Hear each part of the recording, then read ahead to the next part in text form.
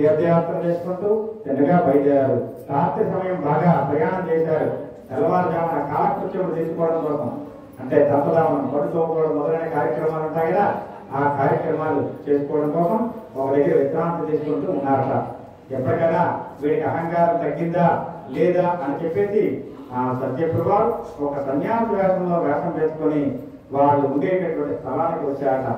రాగానే ఆయనలారా ఆ పడవలో ఏముంటున్నాయి అని చెప్పేసి అడిగారట.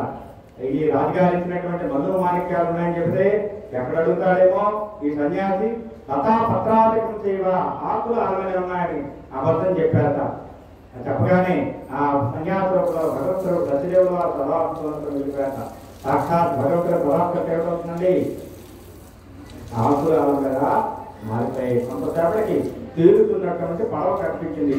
ఇదేమిటి పడవ కనిపించిన తీరుతున్న పడవని లోపల చూసేసరికి ఏమున్నాయి, ఆకులు అలలే తప్ప రాజుగారు ఇచ్చినటువంటి మల్లు మాణిక్యాలు ఇవి కూడా లేవు. అల్లు మామూలు కూడా మూర్త పడిపోయారు. కొంతసేపటికి పెట్టుకొని ఆ భగవంతుడు సన్యాసి మనం అబద్ధం చెప్పాం, అందుకే ఇలా జరిగింది అని చెప్పేసి ఆ సన్యాసి ఎక్కడున్నాడా అని చెప్పేసి వెతకడం ప్రారంభించారట. వీళ్ళకి ఎప్పటికైనా వస్తారు, వీళ్ళకి బుద్ధి చెప్పాలి అని చెప్పేసి ఒక వటవృక్షం కింద కూర్చుని ఉన్నాడు సన్యాసంలో సత్యప్రభు. రాగానే తపస్సు చేసుకున్న వాళ్ళ కూర్చుని ఉన్నారట. అసలే మనం చేయనటువంటి తప్పు శిక్ష అనుభవిస్తున్నాం, ఆ తపస్సు భంగం చేస్తే ఇంకా ఏమో శిక్ష వేస్తాడో అని చెప్పేసి ఆయన ఎప్పుడు కళ్ళు తెరుస్తాడా అని చెప్పేసి అలా కూర్చొని ఉన్నారట. అల్లుడు మామూలు కూడా కొంతసేపటికి కళ్ళు తెచ్చేసరికి చాలా వేళ పట్టుకుని ఏడుస్తున్నారట. ఆయన ద్వారా మీరెవరు, ఎక్కడి నుంచి వచ్చారు అని తెలీదా? ఎప్పటికైనా వాళ్ళ అబద్ధం నిజం చెప్తారా లేదా అని అలా అడగడం కోసం. అందుకే పెద్దవాళ్ళు అంటారు దాన్ని. పెద్దవాళ్ళు ఏం చేస్తారు, వాళ్ళకి అన్ని తెలిసినప్పుడు కూడాను ఓహో అలా జరిగిందా, అయ్యో నాకు తెలియదే అంటారు. ఇప్పుడు కొత్త తరహా అంటే ఏమిటి, నాకు అన్ని తెలుసు, వితిన్ సెకండ్స్ లో మొబైల్ వచ్చేస్తాయని చెప్తారు, యూట్యూబ్ లో వచ్చేస్తాయి, నాకు ఫోటోలు వచ్చేస్తాయి. అవునా?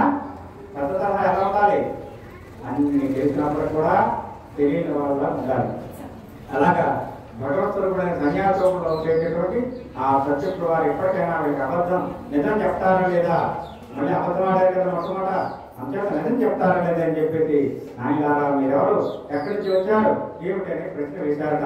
వేయగానే అప్పుడు అయ్యా నేను సాధువనే ప్రోగ్రాం, నేను నా కళ్ళుడు వీడు ఇలా రాజుగారి కారాగారంలో బంధించారు, నేను దొంగల కాదని ఆ సత్యప్రభు వారు కళ్ళలో కలిపి చెప్పారట, నేను దొంగల కాదని న్యాయ విచారణ చేశారు, నేను దొంగల కాదని తెలిసింది, అంచేత రాజుగారు మల్లు మాణిక్యాలను ఇచ్చారు, ఆ పట్టుకొని వస్తున్నాం, మీరు అడిగారు, మీరు ఎక్కడ అడుగుతారని అబద్ధం చెప్పామయ్యా అని చెప్పేసి జరిగేటువంటి వృత్తాంతం అంతటిని కూడా చెప్పారట.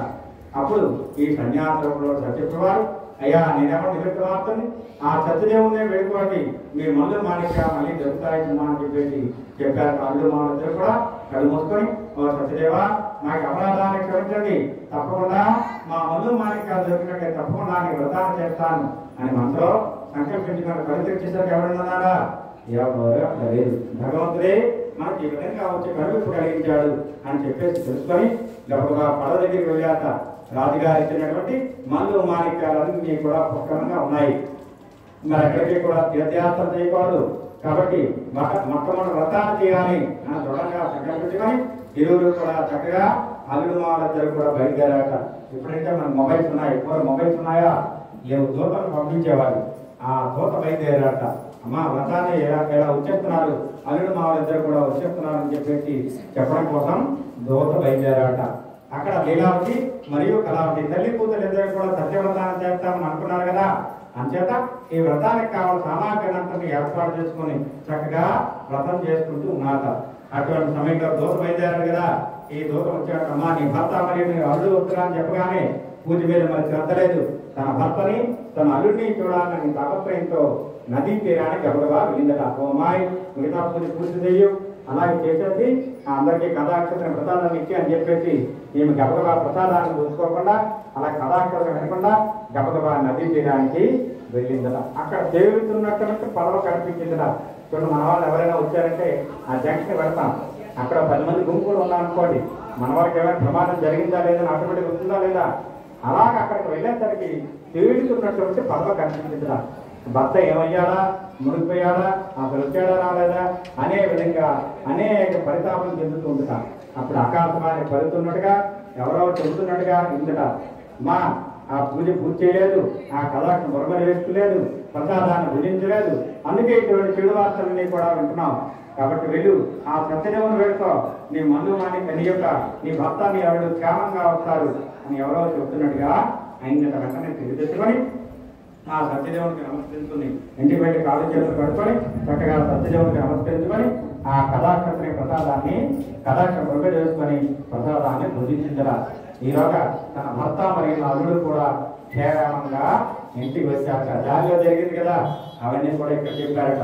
ఇక్కడ జరిగింది కదా ఇవన్నీ కూడా మీరు చెప్పారు. అక్కడ ఉండే వాళ్ళందరూ కూడా ఇక సత్యదేవుని యొక్క వ్రతములు ఇంత చక్కగా చేసుకోవడమే కాకుండా ప్రతి ఒక్కరు కూడా సత్యవ్రత ప్రతి మానవులందరూ కూడా సత్యవ్రతాన్ని చేసుకుంటూ భోగభాగ్యంతో సుఖంగా ఉంటున్నారు. 3 సంవత్సరాలు మహాములారా అలానా సూతమహాములారా మీరు ఇంకా పలానా వాళ్ళు ఈ వ్రతాన్ని చేసి ఫలితాలు పొందారు సుమారు చెప్పేసి సూతమహాముని సోదకారు చెప్పారట.